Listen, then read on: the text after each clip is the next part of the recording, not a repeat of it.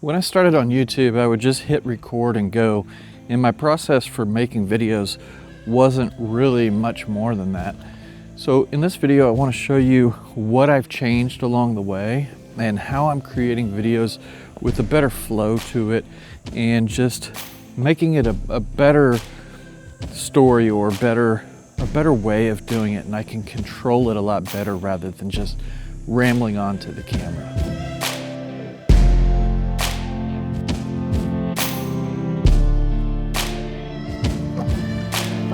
Nobody gives you an instruction manual for YouTube. Nobody tells you, this is what you have to do in order to make a good video. Nobody goes through that with you. It's a process you have to kind of learn as you go.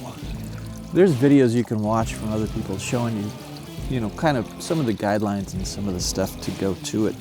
But really, it's kind of like, learning an instrument where you can read books on music, but until you actually start playing the music, you're not going to be able to make a good song out of nothing.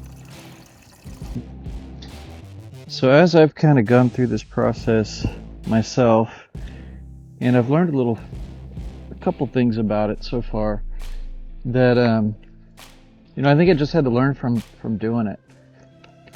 I think the biggest problem I had was developing a flow to my video, or a story, or having some kind of place where it went. So the method that I'm using now with my videos and how I'm doing them, it helps me to do that, and I don't have to spend a bunch of time writing the script and everything. I can kind of do it on the fly.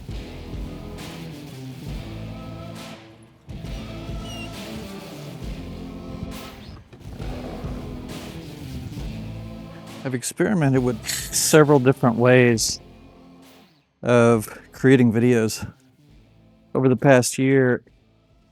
A lot of them I did when I was, I did some shooting outside and just kind of one-take videos. And a lot of them I did sitting at my desk. And I would have a script that either I wrote or I had AI kind of write for me. And I used a teleprompter, and I spent a lot of time doing that. And I think I was spinning my wheels, but it was also a time where I was able to experiment with different types of videos and what I wanted to do. But over a while, it just kind of got tedious and it got difficult to make videos. And it was something I kind of started dreading doing.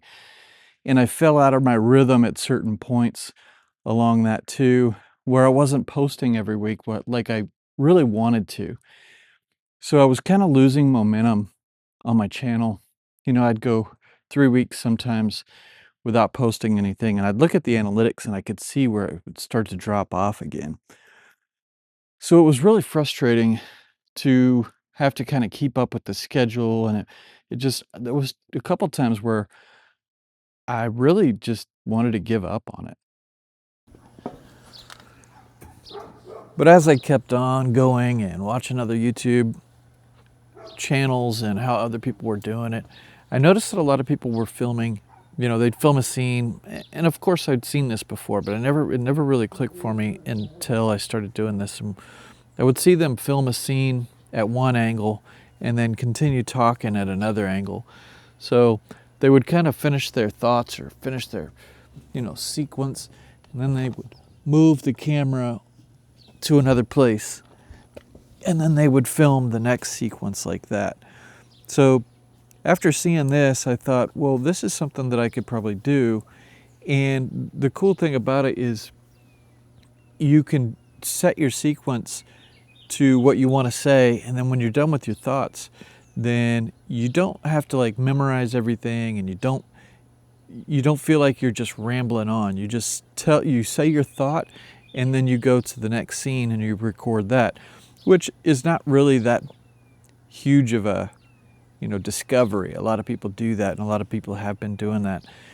But what I did find that worked for me in my situation, because I'm still new to writing scripts and developing the story and all that.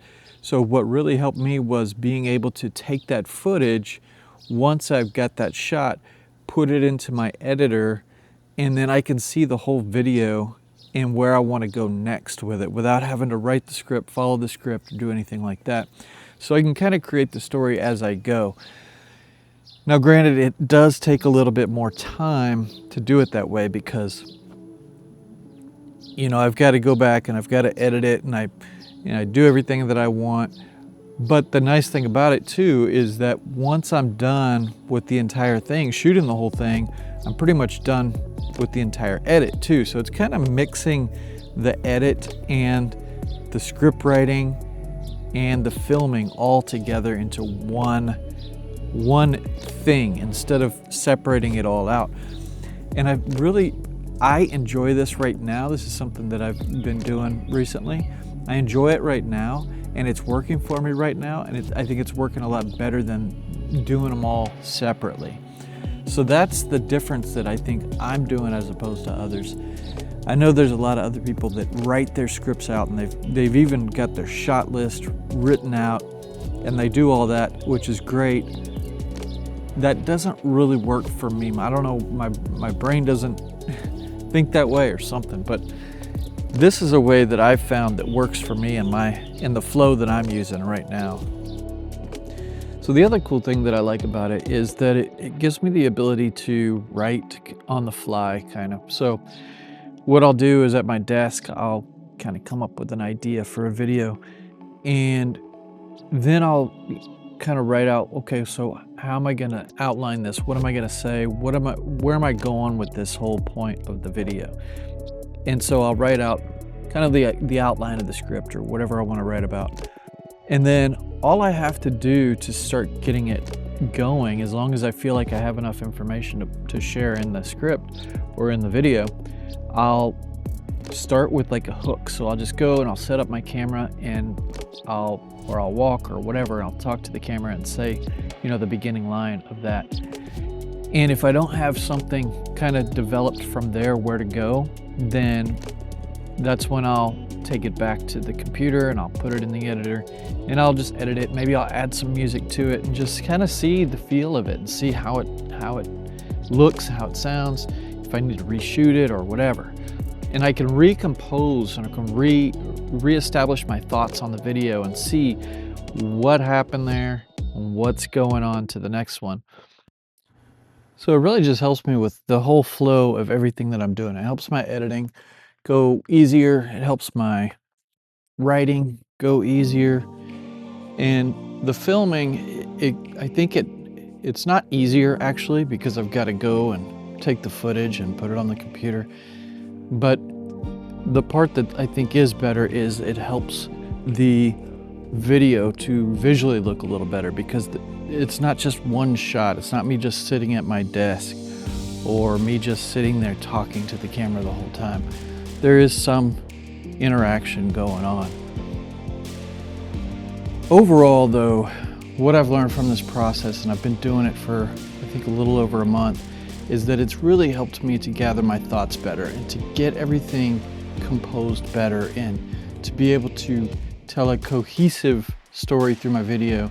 And I've got a long way to go with storytelling and getting better at that, but it's really been for me a lot better than just hitting record and just walking and doing it all in one take. I'm not real good at that. I can do that, but I tend to lose focus and I tend to wander with my what I'm saying and like start to lose myself. So this process has really simplified things for me, and it's made it a lot more fun for me.